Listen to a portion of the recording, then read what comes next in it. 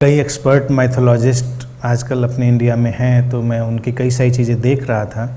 तो एक हैरान करने वाली बात जो कम लोगों को पता है वो ये है कि आज धर्म के नाम पर हम मंदिर बहुत देखते हैं और मंदिरों के पीछे सब हाथ धो के पड़े रहते हैं। तो ऐसा लगता है मंदिर कोई बड़ी पुरानी घटना है, और वो कहते हैं मंदिर 1500 से 2000 साल के पहले की ही घटना है, इससे पुरानी घटना नहीं है।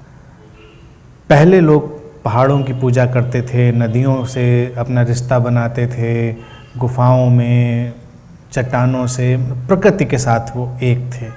तो उनका धर्म बड़ा, उनका जो साधना का भी ढंग कहें, बड़ा एलिमेंटल था, नेचुरल था, प्राकृतिक था। मंदिरों की शुरुआत जो मैथोलॉजिस्ट कहते हैं वो वहाँ से हुई कि जब भगवान बुद्ध के बाद, बुद्ध ने तो अपने मंदिरों और सबकी मनाही करी थी, अपनी मूर्ति, फोटो, सब चीज़ की मनाही करी थी। तो सबसे पहले लोगों को तो कुछ सहारा चाहिए रहता है, बिना उसके वो चल नहीं पाते, उनकी समस्या ये है। तो 400 साढ़े 400 साल बाद उनके वो बोधि वृक्ष आया सामने, लोगों ने उसको सामने रखना शुरू किया। फिर कुछ दिनों के बाद लोगों ने कुछ पैरों के निशान बनाए, बोधि चरण, बुद्ध के पैर, उनकी पूजा शुरू की, उनसे जोड़ना शुरू किया। फिर धीरे धीरे काफ़ी वक्त के बाद ये जो मूर्ति आई बुद्ध की, ये आकार आया, स्तूप आए।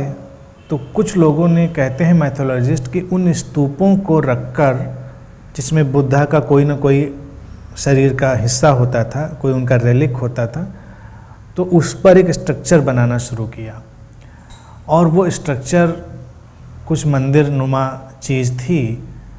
उसके बाद जब हिंदू राजा आए, उन्होंने वो स्ट्रक्चर देखे, तो उन्होंने फिर हिंदू मूर्तियाँ और मंदिरों के स्ट्रक्चर बनाए, यानी कि ये स्ट्रक्चर सब बाद में आए।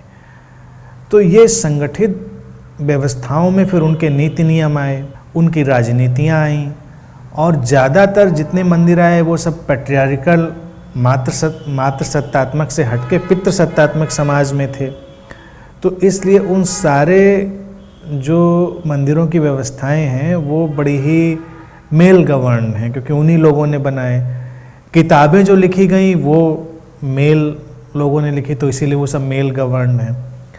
फिर धीरे धीरे उनका क्लासिफिकेशन हुआ शास्त्रों का। पहले कोई क्लासिफिकेशन ऐसा नहीं होता था, और धर्मों में भी देखा जाए विचारधाराओं की बहुत परंपराएं थीं, लेकिन उनको कोई नाम नहीं दिया गया था कि ये कोई हिंदू धर्म है या कोई धर्म है।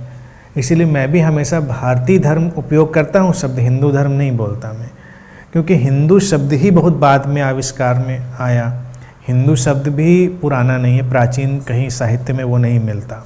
दर्शन की और अनुभव की बहुत परंपराएं हैं, वो सब रहीं। तो अनेक लोगों ने उसमें अपना कंट्रीब्यूशन किया। अगर पुराने शास्त्रों, साहित्य का भी आप अध्ययन करें तो आप बता ही नहीं सकते किसका है ये कंट्रीब्यूशन। वो कंट्रीब्यूशन भी आपको नहीं पता। लोग इतने संगठन विहीन मानसिकता के रहे होंगे कि उन्होंने अपनी चीज़ें भी दे दी, सूत्र भी दे दी, और अपना नाम भी नहीं दिया।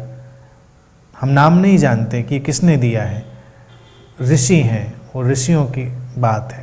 तो उस तरह से एक जनमानस में एक अंतर्दृष्टि की तरह से, इंसाइट की तरह से तो धर्म था, लेकिन संगठित धर्म की तरह से वो नहीं था कभी। धीरे धीरे करके जब राजाओं की व्यवस्था ने इन सबको कैप्चर किया, तो लोगों को संगठन बनाने की ज़रूरत महसूस हुई, जिससे वो लोगों को बांध के रख सकें, पकड़ के रख सकें।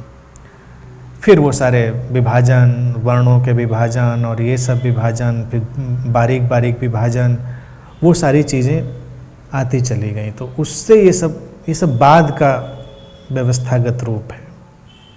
अपने प्रकाश में जीने की बात तो हमेशा इटर्नली भारत में चलती ही रही। इस सब वही बात ही कहते रहे। ना किसी को कम करने की कोशिश थी, ना किसी को ज़्यादा करने की कोशिश थी, ना किसी को ऊंचा करने की कोशिश थी, ना किसी को नीचा करने की कोशिश थी।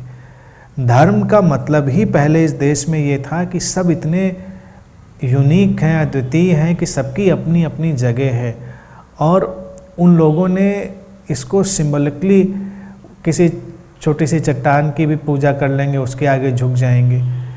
और ये जो पारंपरिक रूप था, ये मुझे बड़ा सुंदर लगता है।